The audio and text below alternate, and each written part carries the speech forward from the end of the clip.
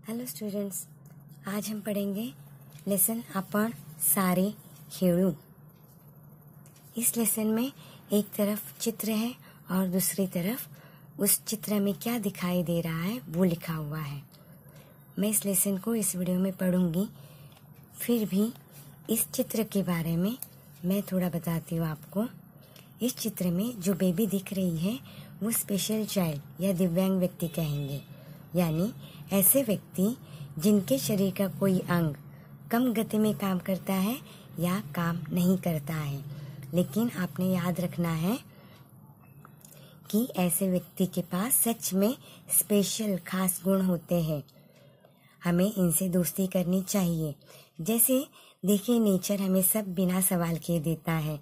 हवा, पानी, प्रकाश हम सबको मिलता है। बस उसी तरह हमने भी बिना झिझक इनसे दोस्ती करनी है। अभी हम इस लेसन को पढ़ते हैं। ये बेबी का नाम है रोजी। अंगणात मुले चेंडू खेळत होती। रोजी एकटीच बसून खेळ बघत होती। रोजीची आई अंगणात आली। ती म्हणाली, रोजीला खेळायला घ्या ना, ती एकटीच बसून आहे। एक मुलगी म्हणाली, तिच्या बरोबर कसं खेळायचं, तिला नीट चालता येत नाही। हे ऐकून रोजीच्या आईला वाईट वाटले।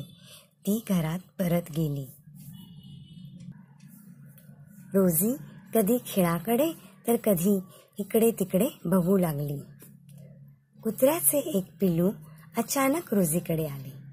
रोजीने पिल्लाकडे पाहिले।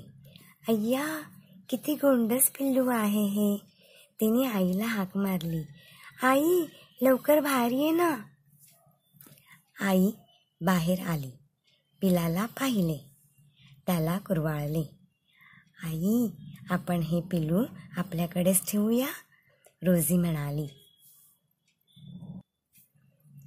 रोजी, पिल्लू खरंच खूप गोंडस आहे, ते आपल्याकडे ठेवून ते तुझ्या बरोबर खेळेल। तू पिल्लाकडे लक्ष ठेव, तू त्याला रोज खाऊ पिऊ घाल, म्हणजे त्याला तुझा लळा लागेल। मी तुला मदत करीन, आई म्हणाली। मुलांचा खेळ संपला। ती आपसात बोलू लागली। तेवढ्यात रोजीच्या घरातून कुत्र्याच्या भुंकण्याचा आवाज आला। मुलगा म्हणाला, चला आपण रोजीकडे जाऊ, तिच्या घरी कुत्र्याचं पिल्लू आहे, ते आपण पाहू।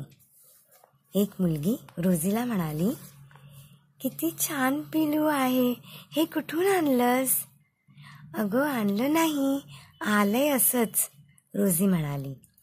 हे बघ, तुझ्या पिल्लासाठी आम्ही खाऊ आणू आणि रोज तुझ्याकडे येत जाऊ, पिल्लाशी आणि तुझ्याशी खेळायला, एक मुलगी म्हणाली। रोजीला आनंद झाला। बरं झालं रोजी, या पिल्लामुळे तुला सगळ्यांबरोबर खेळायला मिळेल, आई म्हणाली। थँक्यू।